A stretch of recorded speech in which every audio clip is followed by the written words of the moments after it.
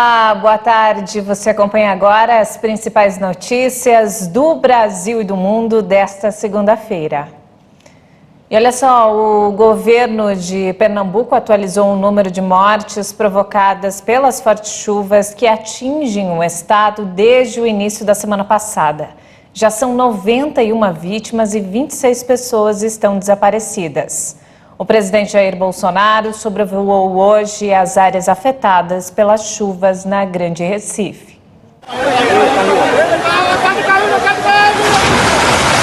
Segundo o último balanço oficial, pelo menos 91 pessoas morreram devido a deslizamentos de terra, desabamentos de casas ou arrastadas pela água e lama das enchentes, que devastaram a capital de Pernambuco e uma dezena de municípios, incluindo Olinda. Além das vítimas, a devastação deixou cerca de 5.000 desabrigados ou deslocados e danos extensos à infraestrutura de vários municípios. Depois de sobrevoar a região afetada, o presidente Jair Bolsonaro conversou com a imprensa. Nós todos estamos, obviamente, tristes, manifestamos nosso voto de pesar aos familiares. O nosso objetivo maior é confortar os familiares e, com meios materiais também, atender a população. O governo federal anunciou a alocação de R$1 bilhão para ajudar o governo local e os municípios com a resposta humanitária, o restabelecimento dos serviços básicos e, posteriormente, a reconstrução das casas. Tivemos problemas semelhantes em Petrópolis, sul da Bahia, mais ao norte de Minas. Estive ano passado no Acre também. Infelizmente, essas catástrofes acontecem. Um país continental tem seus problemas. O governo estadual indicou que as equipes de resgate ainda procuram por 26 pessoas desaparecidas. As forças de segurança, defesa civil, exército e órgãos municipais estão atuando em 7 pontos de deslizamento da região metropolitana do Recife. Mais de 200 profissionais trabalham nos resgates, nas buscas e salvamentos e no fornecimento de mantimentos à população de áreas afetadas. São empregadas embarcações e 6 aeronaves. Até o momento, 14 municípios decretaram situação de emergência.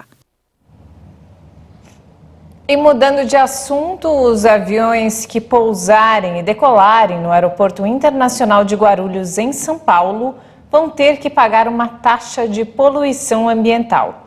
A nova cobrança, que terá início em 2023, foi criada pela Prefeitura de Guarulhos e não poderá ser repassada aos passageiros. Quem traz mais informações é o nosso repórter Almeida Júnior. A lei que institui a taxa de preservação ambiental foi aprovada pela Câmara Municipal e publicada no Diário Oficial do município. Segundo a Prefeitura de Guarulhos, o valor será estipulado de acordo com o peso total da aeronave a ser medido no momento anterior à decolagem, o que inclui o peso do combustível, da carga, dos passageiros e da bagagem, além do peso da estrutura do avião. Somente as aeronaves militares vão estar isentas do pagamento da TPA e passageiros não serão cobrados. Ainda de acordo com a Prefeitura, os recursos obtidos por meio da cobrança da taxa serão destinados a projetos de proteção ambiental e projetos de saúde pública. Em manifesto conjunto, as associações que representam as companhias aéreas afirmaram que a proposta invade um tema de competência da União e que está fora da Constituição Federal. Um aviso para quem ainda não acertou as contas com o Leão.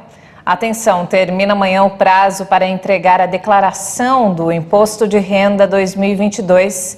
E para os agilizados, o primeiro lote de restituição também deve ser pago nesta terça-feira. Os contribuintes que ainda não prestaram as contas com o Leão têm até o dia 31 de maio para entregar a declaração do Imposto de Renda 2022. Quem estiver obrigado a entregar e perder o prazo para o envio dos dados estará sujeito a multa. O valor da multa é de 1% ao mês sobre o valor do imposto de renda devido, limitado a 20% do valor do imposto. O valor mínimo da multa é de R$ 165,74.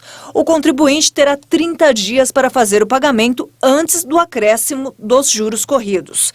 Devem declarar os contribuintes que receberam em 2021 rendimentos tributáveis maiores do que R$ 28.559,70, também pessoas com rendimentos isentos, não tributáveis ou tributados exclusivamente na fonte, com soma superior a 40 mil, pessoas físicas que realizaram operações em bolsas de valores que obtiveram ganhos superior a 300 mil por posse de bens sujeitas à incidência de imposto, também devem prestar contas. A Receita Federal também deve realizar nesta terça-feira o pagamento do primeiro lote de restituição do Imposto de Renda 2022.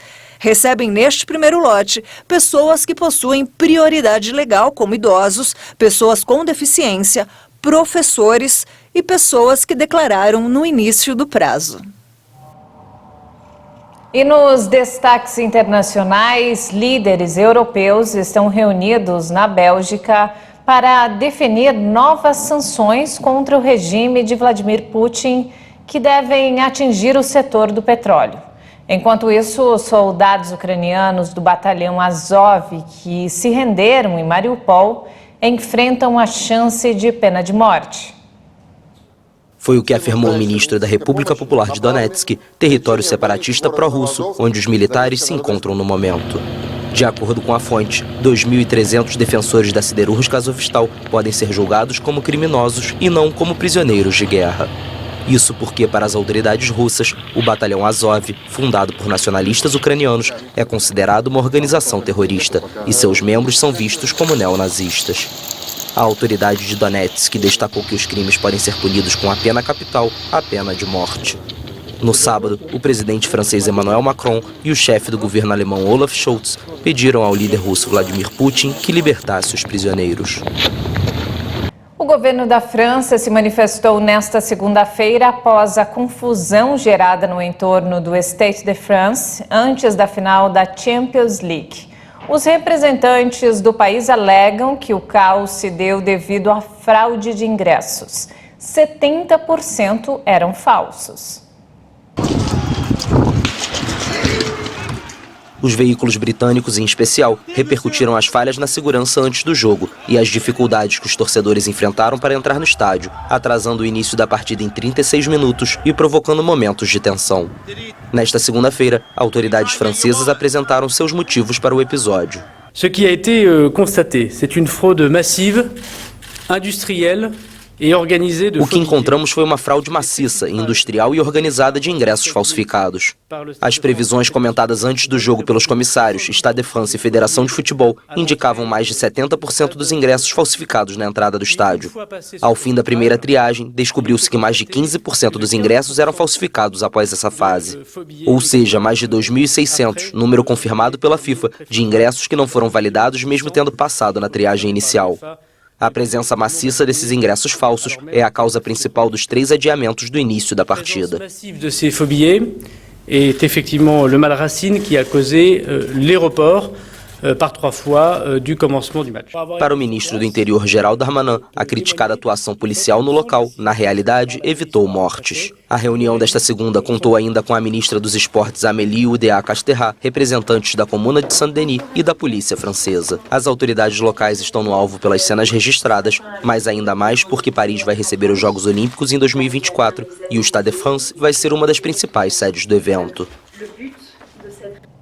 E antes de encerrar, olha só que bacana, os canadenses de Ottawa decidiram celebrar os 70 anos da rainha britânica Elizabeth no trono de uma forma bem inusitada. Eles realizaram um desfile de cães corgi, a raça preferida da realeza britânica. Olha só. O que não faltou no evento foi criatividade. O sorriso de uma rainha e a pose elegante de um rei. Teve até aquela pausa para a diversão entre amigos.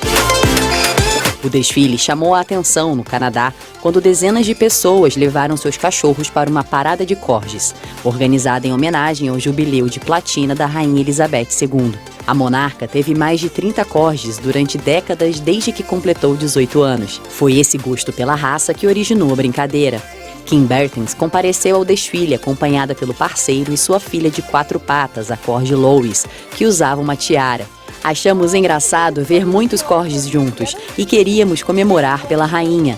Pelo visto, a rainha tem vários motivos para gostar de cão corgi. Eles são cachorros engraçados, me fazem sorrir todos os dias. Ela é muito linda, leal, ama crianças, as pessoas. É um cachorro especial. No início do próximo mês, a Grã-Bretanha vai homenagear a rainha com 4 dias de celebração. Parabéns e vida longa, rainha!